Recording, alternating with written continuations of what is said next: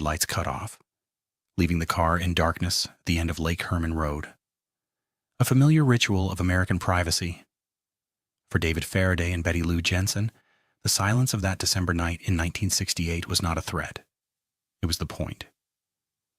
The official report would later state they were shot shortly after 11 p.m. David was killed instantly. Betty Lou ran. She was shot 5 times in the back. The first police on the scene found no suspects, no witnesses, no immediate explanation.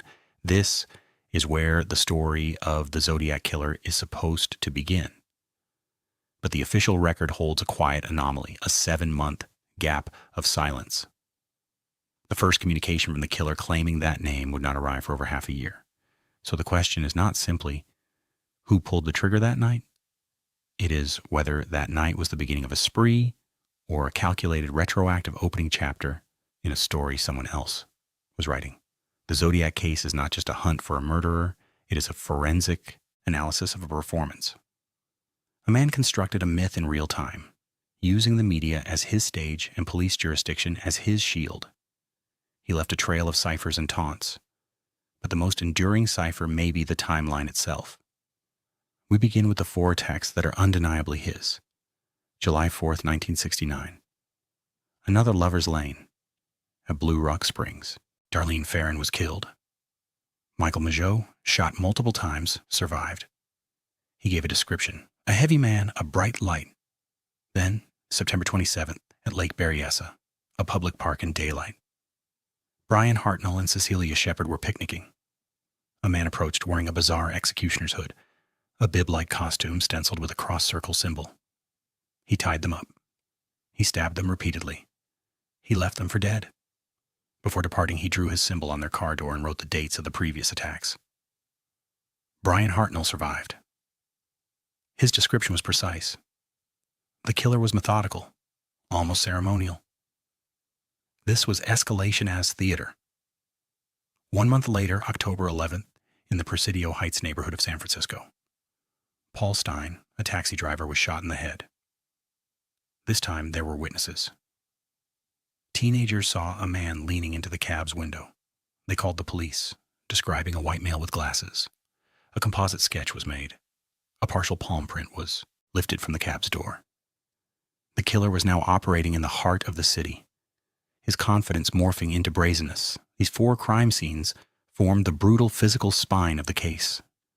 They are the undeniable facts. Then the letters began. Or rather, they continued, because the first authenticated letter arrived after the Blue Rock Springs attack, claiming it and the Lake Herman Road murders from 7 months prior. It was addressed to 3 newspapers. It contained a cipher. It demanded publication. The performance was now audience. The cipher was solved in a week. A school teacher and his wife cracked the 408 symbols. The message inside was not a confession. It was a manifesto, a rambling, misspelled treatise on the pleasure of killing, the superiority of the killer. It ended with a promise. His name would never be caught. The cipher had served its purpose.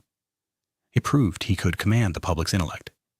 It proved the papers would print whatever he sent. The performance now had its script.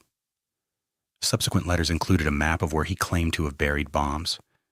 They included a 1-inch square of Paul Stein's blood-stained shirt, a physical token of his authenticity. He demanded people wear Zodiac buttons. He threatened a school bus.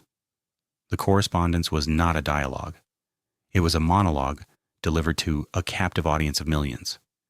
But within this curated narrative, the cracks begin to show. Examine the letters side by side. The handwriting shifts. Sometimes it is careful block printing, other times a rushed cursive. The famous cross-circle symbol is not consistent. The proportions change. The crossbar varies. These could be the natural variations of a single hand, or they could be something else. Then there's the matter of what came before. In 1966, a student named Sherry Jo Bates was murdered in Riverside, over 300 miles south. A confession letter was sent to the police and her father. The handwriting bears a striking resemblance. The language echoes the later Zodiac. The police there considered it a strong lead. The FBI file notes the similarities. But it was never conclusively linked. The letter claimed the murder.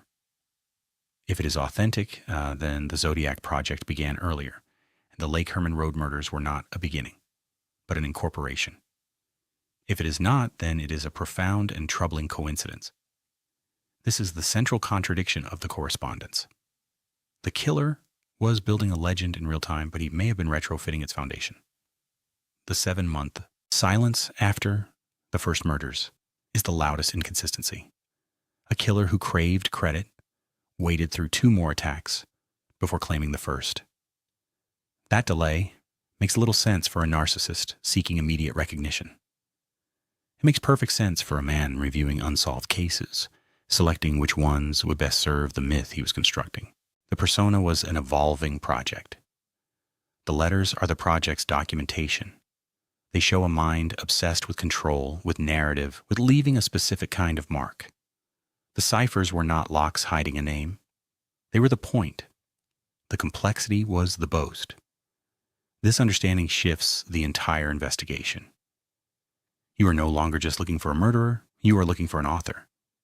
And this author understood. His audience included the police. He called the Napa County Sheriff's Department after the Berryessa attack. He did so from a payphone. That phone was in the parking lot of the Vallejo Police Department. A small, precise act of theatrical contempt. He mailed letters to different newspapers in different cities, ensuring multiple jurisdictions would be involved. The left hand rarely knew what the right hand was doing. The composite sketch from the Paul Stein murder, a good likeness according to witnesses, was not immediately distributed to all departments. The system was fragmented. He exploited every seam. The suspect list grew to the thousands. One name persists: Arthur Lee Allen. He was investigated for years. His friend reported him. He owned a watch engraved with the Zodiac symbol. He matched physical descriptions.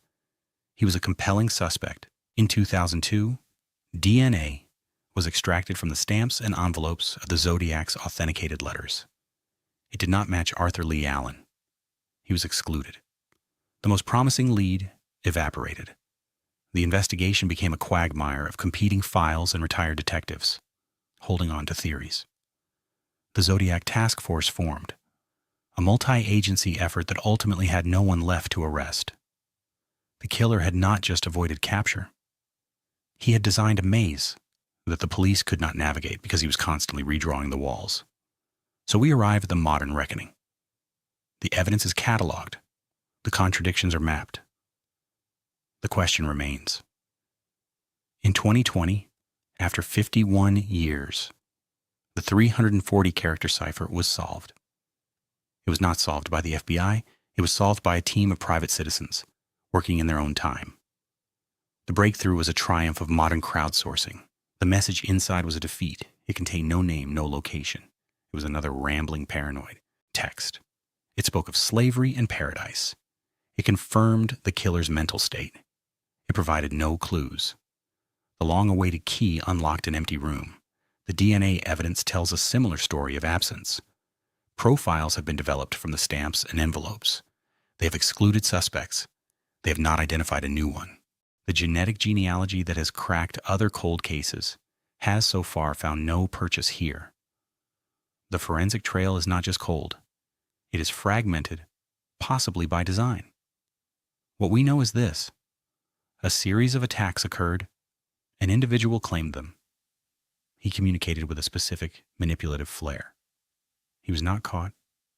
What we do not know is almost everything else: his identity, his true victim count, whether he stopped killing or simply stopped writing, his motive, beyond a documented craving for a particular kind of fame. The performance was the point. The letters were not clues to be solved. They were artifacts to be collected, studied, and puzzled over. They were the delivery system for the myth, and the myth has endured far longer than the man ever did. He understood that terror lives in the unknown. He understood that a story with a missing last page is a story that never ends. The fragmented police response, the jurisdictional chaos, the public's fascination, these were not obstacles to his plan. They were the plan. He wrote the script, mailed it to the newspapers, and we have been reading from it ever since. So let us return to that first quiet crime scene. The car at the end of Lake Herman Road. David Faraday and Betty Lou Jensen. That tragedy is the foundation of the official story. But given the 7-month silence, given the disputed letters, given the killer's demonstrable need to build a legacy, we must confront a darker possibility. That this foundation might be unstable. That these victims may have been for him a retroactive opening chapter. A murder he adopted to give his new persona a deeper, more terrifying history. If that is true, then the greatest manipulation is not that he escaped justice. It is that he successfully edited the timeline of his own evil, making the first solid fact of the case potentially its first fabrication. The Zodiac may have won. He crafted a puzzle where the solution was the endless search for a solution. He transitioned from a man to a concept. His name is not caught.